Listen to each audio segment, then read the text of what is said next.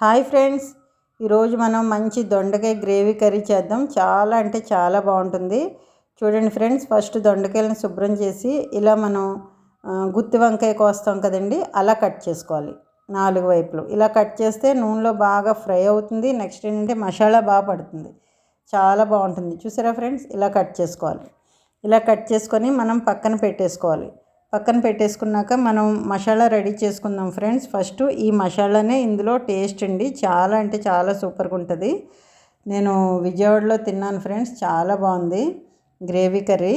ఇప్పుడు ఫస్ట్ మనం పెనం పెట్టి ఆయిల్ వేయకుండా ఒట్టి పెనం మీద ఫస్ట్ పల్లీలు ఫ్రై చేసుకుందాం ఫ్రెండ్స్. ఎందుకంటే పల్లీలు కొంచెం ఫ్రై అవ్వడం లేట్ అవుతుంది కాబట్టి ఫస్ట్ పల్లీలు ఫ్రై చేసుకుందాం.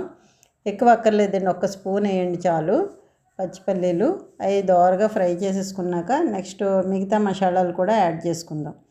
ఇప్పుడు చూడండి, ధనియాలు జీలకర్ర, ఎండు కొబ్బరి, జీడిపప్పు, అల్లం, 2 లవంగ మొగ్గలు, 2 యాలక్కాయలు, కొంచెం దాల్చిన చెక్క, ఎండు కొబ్బరి వేయండి. కొంచెం చీలికల్లా కట్ చేసేయండి, లేదంటే మిక్సీలోని అది నలగదు. గసగసాలు, ఇవన్నీ ఒట్టి పెనం మీద ఫ్రై చేసుకోవాలి ఫ్రెండ్స్. దోరగా ఫ్రై చేయండి, మాడిపోవద్దు.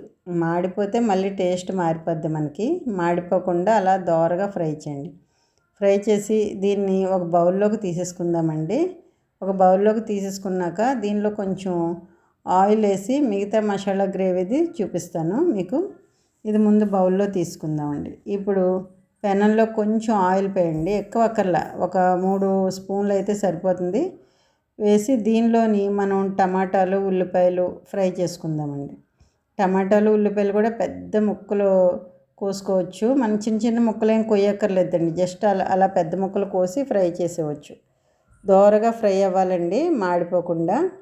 జస్ట్ అలా ఫ్రై చేసి హాఫ్ బాయిల్ అయ్యే వరకు చేయండి, బాగా మెత్తగా కూడా అయిపోకర్లేదు.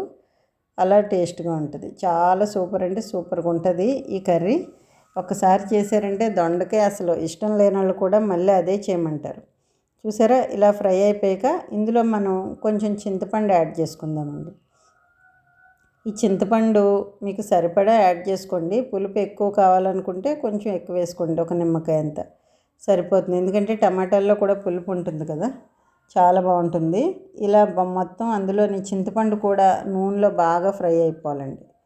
అది మనం మిక్సీలో వేసినప్పుడు ఏమవుతుందంటే పులుపు బాగా దిగుతుంది. ఇప్పుడు మనం పచ్చి వెల్లుల్లిపాయ, ఉప్పు, ఈ మసాలాలు ఉన్నాయి కదండి, ఈ మసాలాలు అన్నీ కూడా అందులో యాడ్ చేసుకోవాలి. యాడ్ చేసుకున్నాక దీన్ని మనం మళ్ళీ ఈ టమాటాలు, ఉల్లిపాయలు ఉన్నాయి కదండి, మనం ఆయిల్లో మగ్గించాం కదా, ఇవి కూడా యాడ్ చేసేసుకోవాలి. యాడ్ చేసుకొని ఇవన్నీ కూడా ఒక మసాలా రెడీ చేసుకోవాలి మనం. ఇలా మసాలా రెడీ చేసుకొని పక్కన పెట్టేసుకున్నాక మళ్ళీ అదే ఆయిల్లో కొంచెం దొండకాయలు మనం కట్ చేసి పెట్టాం కదండి, ఆ దొండకాయలన్నీ వేసి ఫ్రై చేసుకోవాలి మళ్ళీ అదే ఆయిల్లో.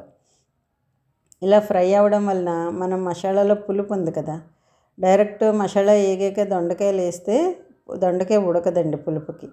అందుకని ఇలా ముందు ఫ్రై చేసుకోవాలి ఆయిల్లో. దొండకాయలు మెత్తగా అయ్యే వరకు ఫ్రై చేసుకోవాలి.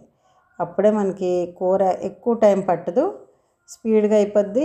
టేస్ట్ కూడా చాలా సూపర్గా ఉంటుంది. ఆల్రెడీ ఫ్రై అయిపోతాయి కాబట్టి దొండకాయలు మసాలా బాగా పడుతుంది.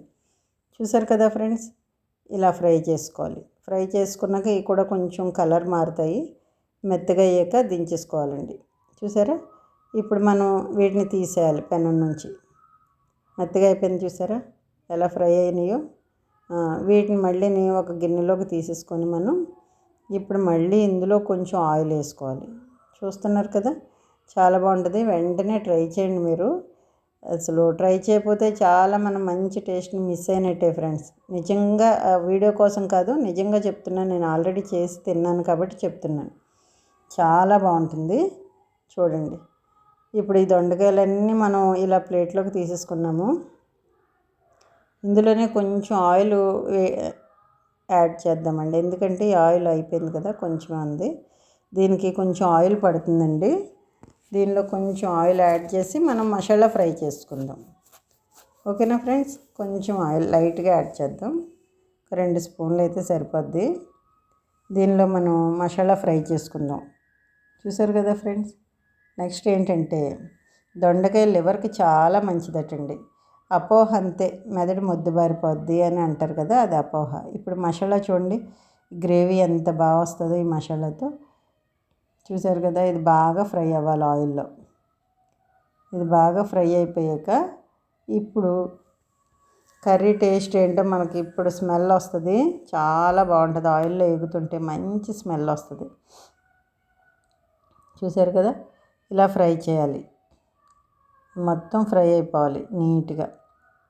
అందులో కొంచెం వాటర్ ఉంటుంది, ఆ వాటర్ అంతా ఫ్రై అయిపోతే మనం మిక్సీ చేసాం కదండి, లైట్గా వాటర్ ఉంటుంది, అదంతా ఫ్రై అయిపోయి ఆయిల్ తేలుతున్నప్పుడు ఏం చేయాలంటే కరివేపాకు వేసుకోవాలి ఇందులో, పచ్చి కరివేపాకు. చూసారు కదా, ఎర్రగా ఏగిపోయింది మసాలా అంతా. ఇప్పుడు దీనిలో మనం కొంచెం పసుపు యాడ్ చేయాలి ఫస్ట్. పసుపు, ఉప్పు, కారం, కరివేపాకు అన్నీ వేసుకోవాలి. పసుపు వేసాక కొంచెం కారం ఎందులోనే వేయలేదు, మనం మసాలాలో కూడా పచ్చిమిర్చి వేయలేదు, ఏం వేయలేదు. కరెక్ట్గా వేసుకోండి కారం, లేకపోతే చప్పగా ఉంటుంది. మీకు ఎంత కావాలో అంత వేసుకోండి. ఓకేనా ఫ్రెండ్స్, ఇలా ఫ్రై చేసేయాలి మొత్తం. ఇలా ఫ్రై చేసాక మనం మిక్సీ కొంచెం క్లీన్ చేసి వేసిన వాటర్ అండి, అది వేస్ట్ పోకుండా మిక్సీ జార్లో వేసి కలిపి వేస్తున్నాను. ఈ వాటర్తో మొత్తం మసాలా ఉడుకుతుంది. ఇప్పుడు ఇందులో కొంచెం ఇప్పుడు మనం చూసారు కదా ఎలా ఉడుకుతుందో, దీనిలో మనం పచ్చి కరివేపాకు వేసుకోవాలి ఇప్పుడు. ఇదే గ్రేవీ అండి, చాలా అంటే చాలా బాగుంటుంది. ఒకసారి తప్పకుండా చేసి చూడండి ఫ్రెండ్స్. దొండకాయ ఇది వేరే ఏమన్నా అని అడుగుతారు చుట్టాలు అయితేని, అంత టేస్ట్గా ఉంటుంది. దొండకాయకి ఎంత టేస్ట్ ఉంటుందా కర్రీ అని చెప్పి కూడా అడుగుతారు. దీనిలో కొంచెం పచ్చి కరివేపాకు వేద్దాము. పచ్చి కరివేపాకు వేసి ఇప్పుడు బాగా కలుపుదామండి. ఇదంతా కలిపి దీనిలోని మనం దొండకాయలు ఫ్రై చేసి ఆల్రెడీ ఉడికిపోయి ఉన్నాయి కదండి, ఆ దొండకాయలు యాడ్ చేసుకోవాలి. యాడ్ చేసి బాగా కలుపుకోవాలి. ఇలా కలుపుకున్నప్పుడు దొండకాయల మధ్యలో మనం కట్ చేసాం కదా ఫ్రెండ్స్, అందులోకి మసాలా వెళ్ళి అసలు దొండకాయ తింటుంటే అబ్బబ్బా చాలా బాగుందంటారు పిల్లలైతే. చూసారా, రెడీ అయిపోయింది కర్రీ. ఇది నేను సిల్వర్ గిన్నెలో ఎప్పుడు కూడా ఉంచను ఫ్రెండ్స్, వీడియో కోసమని కాదు, విడిగా కూడా నేను సిల్వర్ బౌల్లో వండడమే తప్పు, కానీ వండుతాం తప్పదు కదా, ఇంక అలవాటు అయిపోయి. చూసారు కదా ఫ్రెండ్స్, అది వండిన వెంటనే మనం ఒక స్టీల్ గిన్నెలోనన్నా గాజు బౌల్లోనన్నా పెట్టేసుకోవాలి ఫ్రెండ్స్. ఓకే.